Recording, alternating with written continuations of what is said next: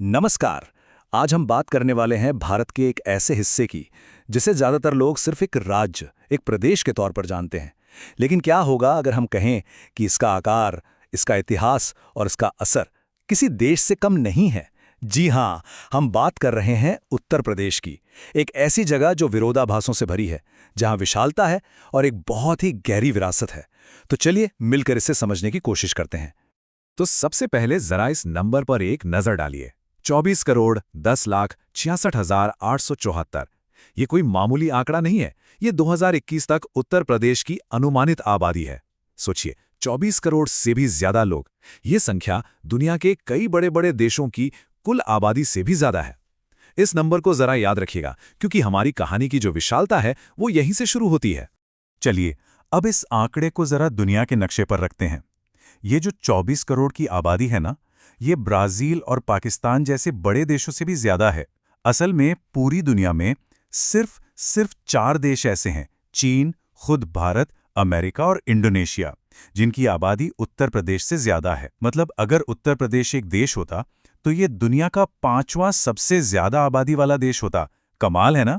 तो सवाल ये उठता है कि आखिर ये प्रदेश इतना विशाल बना कैसे? एक ही जगह पर इतने सारे लोग कैसे बस गए? ये कोई इत्तेफाक की बात तो है नहीं। इसके पीछे हजारों सालों का इतिहास, यहाँ का भूगोल और यहाँ की संस्कृति की एक बहुत गहरी कहानी छिपी है। तो उत्तर प्रदेश की इस विशालता को समझने के लिए हमें वक्त में थोड़ा पीछे चलना होगा। हमें जाना होगा भारत के ऐतिहासिक दिल में, उस हृदय स्थल में जहां आज भी इतिहास सांस लेता है। ये वो जमीन है जो हमेशा से भारत का केंद्र रही है, सभ्यताओं का पालना, बड़े बड़े साम्राज्यों का गढ़ और हाँ, क्रांतियों की जन्मभूमि भी। ये जो टाइमलाइन है, ये हमें बताती है कि कैसे इस जमीन पर इतिहास की परत दर परत जमी हुई है। सोचिए, आज से लगभग 4000 साल पहले यहीं पर वैदिक सभ्यता ने जन्म लिया। प्राचीन भारत के जो 16 सबसे शक्तिशाली राज्य थे, जिन्हें महाजनपद कहते थे, उनमें से 7 इसी इलाके में थे।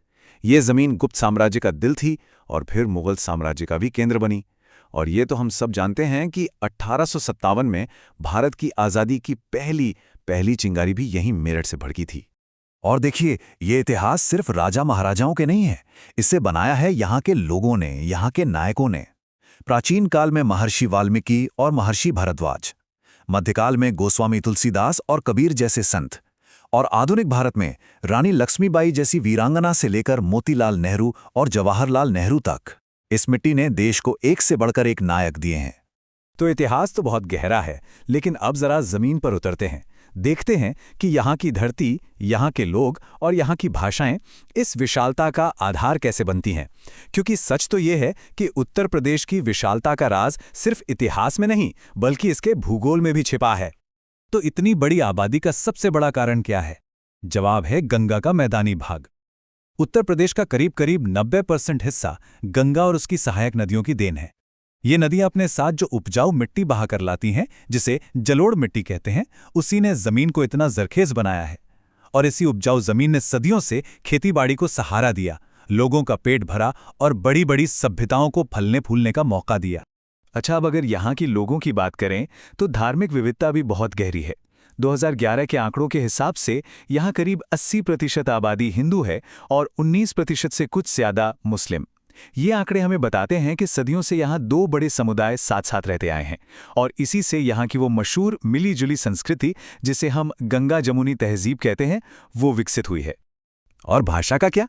वैसे तो हिंदी यहाँ की राजभाषा है, पर असल में यहाँ भाषाओं का एक पूरा गुलदस्ता है। लोग अपनी रोजमर्रा की जिंदगी में हिंदी के अलावा भोजपुरी, अवधी और उर्दू जैसी कई अलग अलग बोलियां और भाषाएं बोलते हैं। और यही विविधता इस इलाके को सांस्कृतिक रूप से और भी ज्यादा अमीर बनाती है। तो ये तो हुई इतिहास और भूगोल की बात। चलिए, अब वक्त में आगे आते हैं और आज के उत्तर प्रदेश को देखते हैं। एक ऐसा प्रदेश जो मौकों और चुनौतियों का एक बड़ा ही दिलचस्प मिश्रण है। और ये बात साफ है कि यहाँ का पैमाना जितना बड़ा है, यहाँ के मुद्दे भी उतने ही पेचीदा हैं। अगर हम इकोनॉमी की बात करें तो आपको शायद ये जानकर हैरानी हो कि उत्तर प्रदेश महाराष्ट्र के बाद भारत की दूसरी सबसे बड़ी राज्य अर्थव्यवस्था है। जी हाँ, दूसरी सबसे बड़ी। ये एक बहुत बड़ी आर्थिक ताकत है, जहाँ खेती और इंडस्ट्री दोनों का ही बहुत बड़ा रोल है। लेकिन ये कहानी का सिर्फ एक पहलू है। और दूसरा पहलू है ये नंबर 68,810 रुपए। ये है यहाँ की प्रति व्यक्ति आय। यहीं पर वो बड़ा विरोधाभास सामने आता है। इतनी बड़ी इकोनॉमी होने के बावजूद यहाँ हर इंसान की जो औसत कमाई है वो देश के औसत से काफी कम है। ये एक चौंकाने वाला आंकड़ा है और ये हमें दिखाता है कि इस विशाल प्रदेश में दौलत का बंटवारा कितना बड़ा चैलेंज है। अच्छा, अब इस नंबर पे गौर कीजिए, 80। ये कोई मामूली नंबर नहीं है। ये है उत्तर प्रदेश में लोकसभा सीटों की संख्या। यानी भारत की संसद में इस एक प्रदेश से 80 सदस्य जाते हैं और यही एक नंबर उत्तर प्रदेश को देश का सबसे ताकतवर राजनीतिक मैदान बना देता है। और बस इसी वजह से उत्तर प्रदेश को भारत की राजनीति का केंद्र कहा जाता है। एक कहावत है कि दिल्ली की सत्ता का रास्ता लखनऊ से होकर गुजरता है, और ये सच भी है। यहाँ के चुनावी नतीजे ही अक्सर ये तय कर देते हैं कि देश की बागडोर किसके हाथ में होगी। लेकिन राजनीति और अर्थव्यवस्था से हटकर अगर देखें तो उत्तर प्रदेश की असली आत्मा, उसकी असली पहचान बसती है उसकी कला और संस्कृति में। ये एक ऐसी विरासत है, एक ऐसा संगम है जिसने सिर्फ भारत को ही नहीं बल्कि पूरी दुनिया पर अपनी छाप छोड़ी है।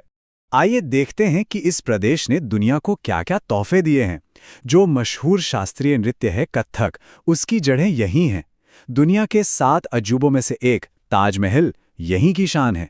हिंदी और उर्दू साहित्य के बड़े बड़े नाम जैसे प्रेमचंद, हरिवंश राय बच्चन, फिराक गोरखपुरी सब यहीं से हैं। संगीत में सितार और तबला जैसे साज यहीं पर विकसित हुए। और शिल्प की तो बात ही क्या। लखनऊ की चिकनकारी हो, वाराणसी की रेशमी साड़ियां हों या मुरादाबाद का पीतल का काम, हर चीज लाजवाब है। और एक बहुत जरूरी बात, ये कहना बिल्कुल भी गलत नहीं होगा कि उत्तर प्रदेश ही भारत की राजकीय भाषा यानी हिंदी की जन्मस्थली है। आज हम जिस हिंदी को जानते हैं, बोलते हैं, उसकी जड़ें इसी जमीन से जुड़ी हैं। तो आखिर में हम घूम फिरकर उसी सवाल पर वापस आ जाते हैं, उत्तर प्रदेश एक प्रदेश है या एक देश? इसका आकार, इसकी चुनौतियां, इसकी क्षमताएं, सब कुछ असाधारण है। अब सबसे बड़ा सवाल यही है कि ये विशाल क्षेत्र अपनी इतनी बड़ी आबादी को अपनी ताकत में कैसे बदलेगा, अपनी इस गहरी विरासत को अपने भविष्य की नींव कैसे बनाएगा।